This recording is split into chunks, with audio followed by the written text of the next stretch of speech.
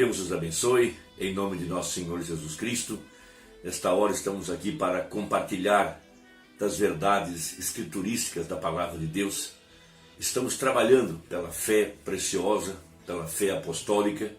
Deus tem enviado a mensagem de Malaquias, capítulo 4, e através dessa mensagem temos a promessa gloriosa de que nossa fé seria restaurada à condição de ser a fé original, a mesma fé dos apóstolos e dos profetas, a mesma fé de Abraão, que é o nosso pai.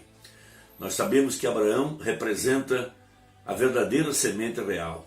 Abraão representa o crente dos últimos dias, porque a Bíblia fala, como foi nos dias de Noé, assim também será na vinda do Filho do Homem.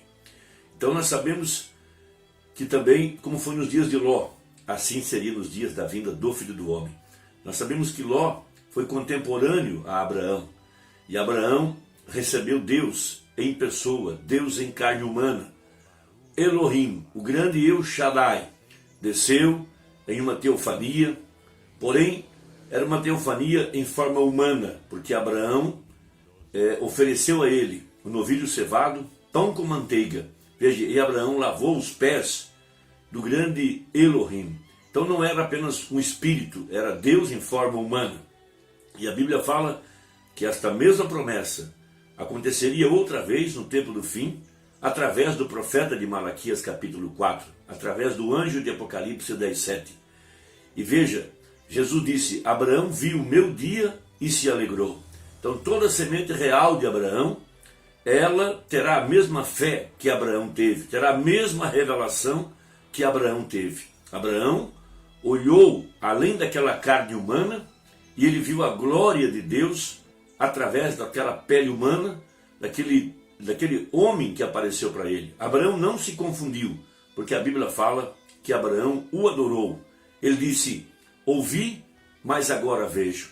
Aquele que ele tinha ouvido e tinha visto em visões, por toda a jornada, por todo o caminho, agora estava em carne humana. Veja, numa profecia do que Deus faria aqui no tempo do fim. Momentos antes de Sodoma ser queimada, Deus mesmo, ele desceu e veio tratar com a semente eleita para trazer o poder para transformar. Nós esperamos a nossa transformação e em seguida o nosso encontro com o filho prometido. Abraão e Sara, veja, por 25 anos esperaram a promessa e ali agora estava Deus mesmo, em pessoa, para trazer o poder da palavra falada, para trazer o poder profético, para trazer a transformação aos nossos pais. E logo em seguida, eles puderam ter o filho prometido, e é isso que nós estamos esperando. Como foi nos dias de Ló, assim também seria nos dias da vinda do Filho do Homem. Então nós sabemos que o que precederia a vinda desse ministério seria a vinda do profeta Elias, de acordo com Malaquias 4, antes do grande e terrível dia do Senhor. Veja, a Bíblia fala que Deus enviaria o profeta Elias para restaurar a fé da igreja à condição original. E nós sabemos que João também foi chamado de Elias pelo próprio Jesus. Veja, Elias, depois Eliseu, depois João Batista, agora o anjo de Malaquias 4 e depois Elias mesmo, junto com Moisés, para os judeus. Mas agora, veja, nesta era final, na era em que a pedra de coroa desceria sobre o corpo, sobre a igreja, a pedra que os edificadores rejeitaram, essa veio a ser a pedra principal. Mas nós temos aqui um grande mistério, porque na primeira vinda nós tivemos João e Jesus, mas em sua segunda vinda o mistério seria completamente diferente, como disse o apóstolo São Paulo em Coríntios capítulo 3 e também em Efésios capítulo 5. Seriam dois numa carne, porque Jesus havia orado, Pai, eu oro para que sejam um como nós somos um. Então veja, o mesmo Deus que enviou Jesus estava dentro de Jesus. Esse é o grande propósito, é o grande plano de Deus para a redenção, porque Deus fez o homem para morar no homem. Deus fez o homem para ter comunhão com o homem. Então, João não sabia quem era o Messias. Veja, com 9 anos, ele foi enviado ao deserto porque seu pai queria mandá-lo para a escola teológica do seu dia.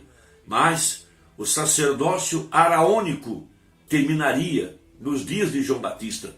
Então ele foi para o deserto. Veja, Deus deu a ele a incumbência de introduzir o Messias. E quando ele estava na água, veja, foi-lhe revelado que naquele dia ele conheceria quem era o Messias. Então ele estava batizando. Veja, e do céu desceu o Espírito Santo em forma de uma pomba. Veja, e veio sobre Jesus. Então naquela hora, João sabia que ali estava o Cordeiro de Deus, ali estava o Messias, ali estava o prometido, o desejado de todas as nações, como falou o profeta Ageu. Ali estava um profeta como Moisés, ali estava agora o príncipe da paz, o conselheiro, o Deus forte para cumprir as escrituras, porque em Amós 3 disse que o Senhor Jeová não fará coisa alguma sem revelar o seu segredo aos seus servos, os profetas. Então João introduziu o ministério do Messias, introduziu a Jesus Cristo, quando aquela pomba, aquela luz, que é o Espírito Santo, desceu sobre ele. Então, em São João, no capítulo 1, nós temos a seguinte escritura, no verso 31. E eu não o conhecia, mas para que ele fosse manifestado a Israel, vim eu. Por isso, batizando com água. E João testificou dizendo, eu vi o Espírito descer do céu como uma pomba e repousou sobre ele. Ele disse mais, e eu não o conhecia, mas o que me mandou a batizar com água, esse me disse, sobre aquele que vires descer o Espírito, e sobre ele repousar, esse é o que batiza com o Espírito Santo. E eu vi, e tenho testificado que esse é o Filho de Deus. Então ali estava João, veja, o profeta que estava entre o Velho e o Novo Testamento. Ele não era uma vara agitada pelo vento.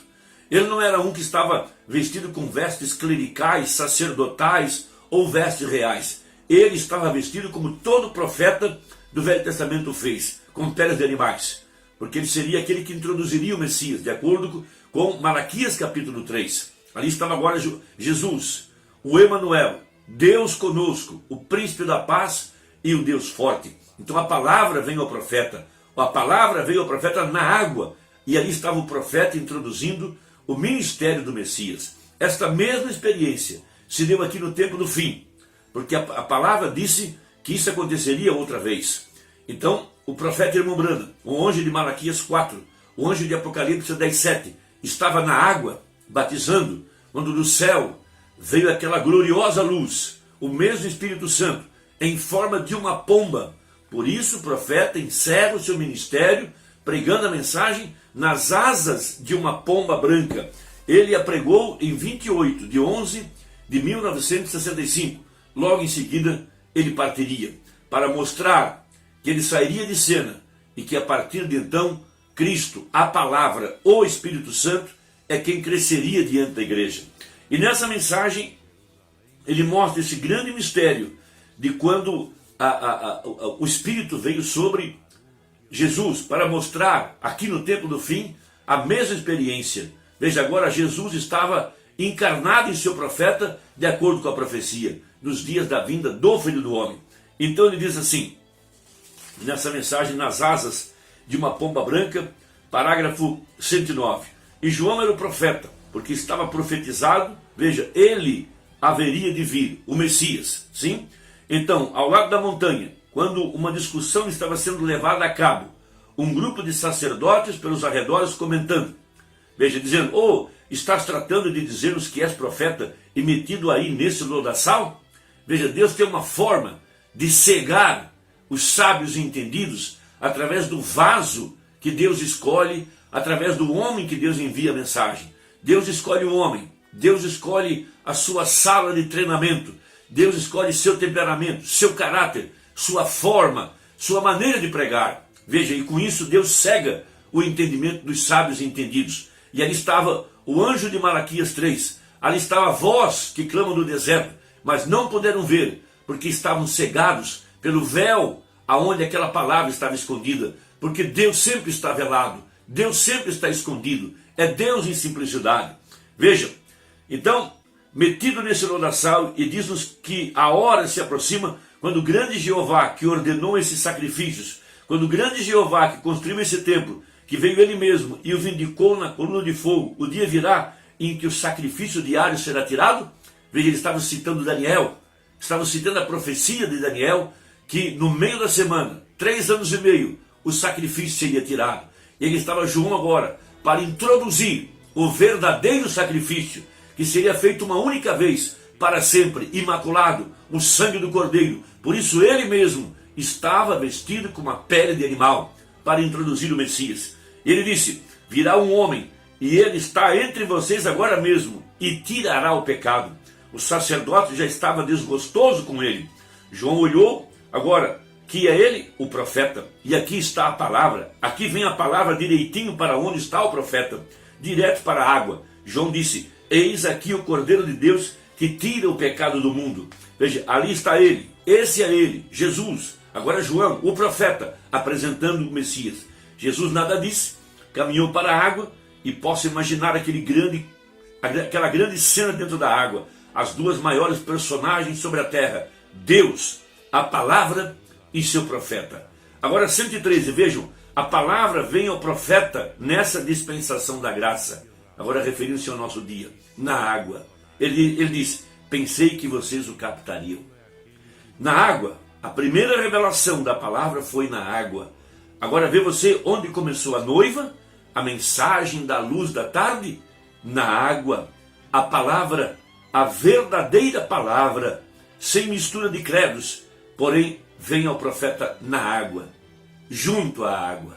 Irmão, que Deus te abençoe, trabalhemos juntos, vamos dar as mãos e envie essa mensagem a quem você ama, e até a próxima, se Deus quiser, em nome de Jesus. Amém.